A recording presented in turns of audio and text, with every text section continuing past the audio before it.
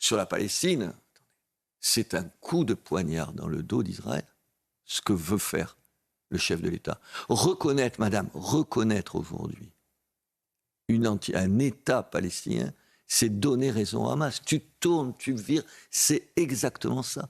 Et regardez comment ils sont contents, regardez comment le Hamas applaudit le chef de l'État. C'est quand même grave ce qui est dit, ça voudrait dire que quelque part, et je ne fais pas de signe d'égalité, c'est-à-dire que le 7 octobre aurait conduit à certains pays, mais dont la France en premier, à cette reconnaissance de l'État de Palestine. Mais c'est comme ça que c'est vécu sur place, évidemment.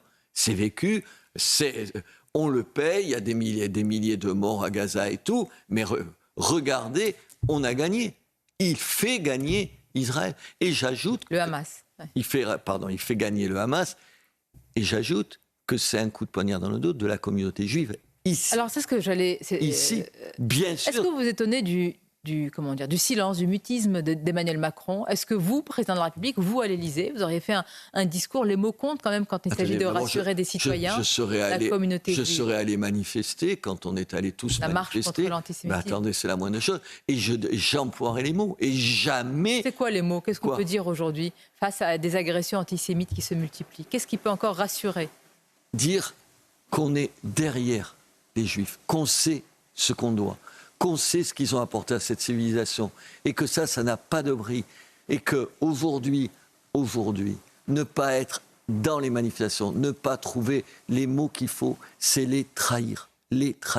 Vous savez, la semaine dernière, j'ai mis dans ma ville un arbre. J'ai planté un arbre, vous savez, parce que l'arbre dans la région parisienne pour Ilan Halimi avait été rasé. Et vous savez ce que j'ai fait? J'ai donné le nom d'une place au 7 octobre, parce que ce qui s'est passé le 7 octobre, non seulement c'est un pogrom, mais c'est le plus grand malheur pour le peuple juif depuis la Deuxième Guerre mondiale. Et avoir les mots, savoir le dire. Dire que, pardon, ce qui arrive à Gaza est terrible. Moi, en plus, je connais Gaza. Je sais ce que c'est le malheur. Je rappelle votre passé à Reporters sans frontières. Je sais le malheur que c'est de perdre ses enfants ou qu'une femme se fasse tuer dans un bombardement. Mais l'armée israélienne n'a jamais violé des femmes palestiniennes.